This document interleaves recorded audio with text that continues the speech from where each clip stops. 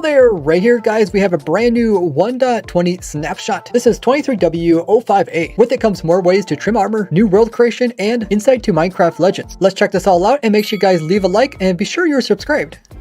They now added it so we can also put trims on top of leather armor. This is an awesome way to decorate your leather armor, so you can use this like in a mini game, so you have like low defense, while still being able to show off which team you are, depending on your trim.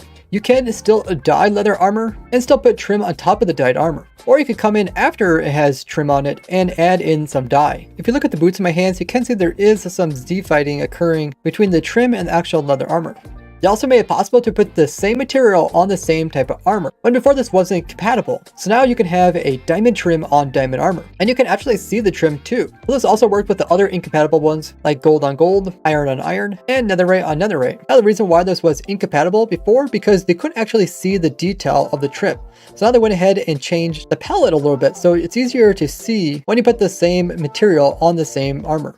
And Divism made me this lovely map that actually shows all the different ones lined up by armor type as well as material ones. We can check out all the different leather ones. Iron looks really nice. You can see the copper actually blends in quite well with the normal leather color. Gold always looks good in everything. Blue is definitely unique. We also got the lovely emeralds, which always kind of stands out, as well as the diamonds. Netherite almost looks like black trim. On the striped variation, they did make netherite extremely dark. Red looks decent, as well as amethyst, and this one down here is quartz. He also has it so you can count all of them. So now we have a total of 2,750 different types of armor, trims, and materials. Because not only did we get the leather, we also got the incompatible ones we had before, like iron on iron, gold on gold, diamond on diamond. And now you can put netherite on netherite without using the trick.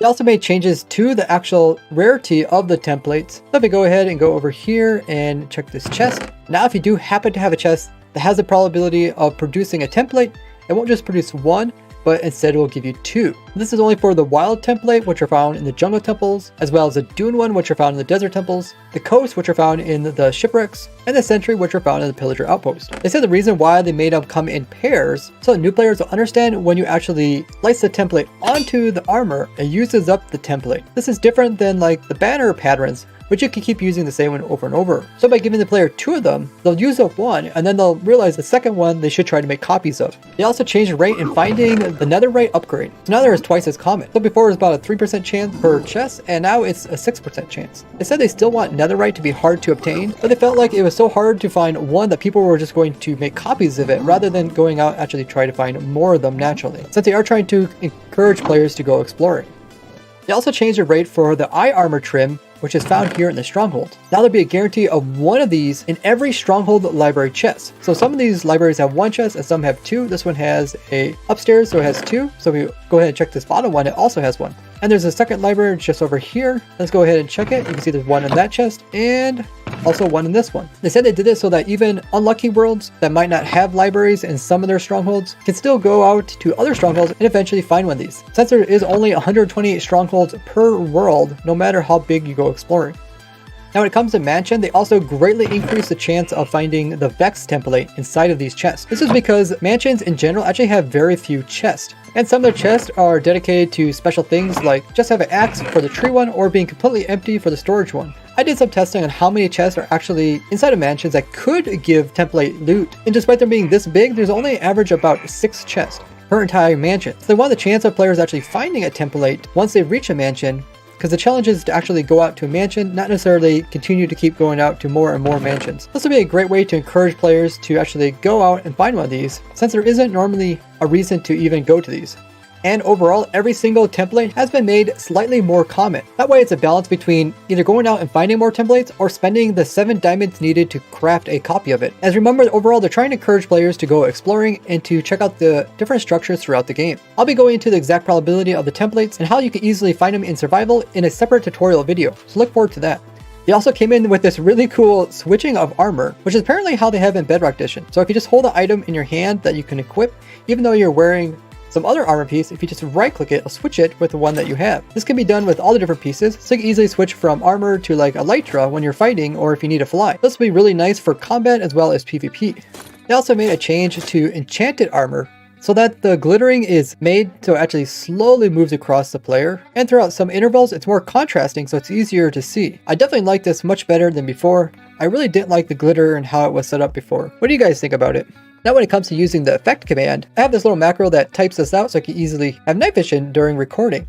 But we don't no longer have to put in a whole bunch of 9s. There's now the option for infinity. So now we can have it for infinite amount of time. It actually shows the infinity symbol there too. Though it does seem like there's currently a bug where you can't hide the particles as well as the image, which you can do using this command. They also made some technical changes to do with the trim patterns as well as materials, removing things such as like the incompatibility parts. It's still not possible to add new layers on top of the previous ones without removing them. And same thing for the coloring. You guys think that they should have it so you can add different layers with different colors, sort of like banners? They redid how you create new worlds. Let's go ahead and click this. Now it looks like this, which is completely different. You could choose what you want to call it. I'll call it 05. You got a section all about the game, which includes what game mode you want to play in, difficulty, and cheats on or off. If I go into more detail about the world, go in here and choose the different type of world. And you can choose exactly what sea you want to play on. Structures on and off as well as a bonus chest. And then there is more details, such as like game rules and data packs. This is where you can come in and add the 1.20 data pack so you can play with all the new features. So overall, it's very nice and clean and not so confusing. They fixed the animation of a few different things, including capes, few to do with camels as well as the drowned, frogs, and axolotls. If you made modifications to the game to use the smithing table for other things, you can still do that using this new smithing table. And they went ahead and also fixed the GUI to make it more capable. Resizing your Minecraft window will no longer cause the image of the armor to disappear on this little display armor stand. Bedrock Edition also got a new beta or preview where the experimental features of the piglin head as well as dragon head will no longer be animated when inside the hotbar, as well as other bug fixes. A new video for Minecraft Legends came out showing the official gameplay trailer, which showed illustrations like when you lose control of a structure with the water going away and the enemy taking over it, how the enemy comes from the nether portals, how you're able to move your troops throughout the overworld. It looks like there's these teleporting structures so you can move great distances with your armies. It shows how you can take your structure back over as well as take on the enemy. It shows how you can ally with different hostile mobs such as like creepers and zombies, and use those to your advantage. Shows you can also do this in multiplayer, where on one side they have a bunch of Mojang developers, look like these are Blackbird developers, and they made 2 different teams and they're going against each other. So it looks like you just don't have to play against the NPCs, but you can actually play against other players. And this one, it looks like they're playing on a public version, so it looks like anybody could join, but I'm sure there's also private matches that you can set up. It shows how you can build up your structures, move your armies, and attack the other person. And it says it's actually coming on April 18th, and pre-orders are open currently. I'll put the full video in the description. Now join me live on my Twitch as we play around with all the new armor. I live stream every Wednesday, Friday, Saturday, and Sunday at 2 p.m. Eastern. Or check out this playlist about 1.20 new features, or this one about new simple farms. Don't forget I also have an Instagram as well as a TikTok. Thank you all for watching. I'll see you guys in the next one. Bye bye!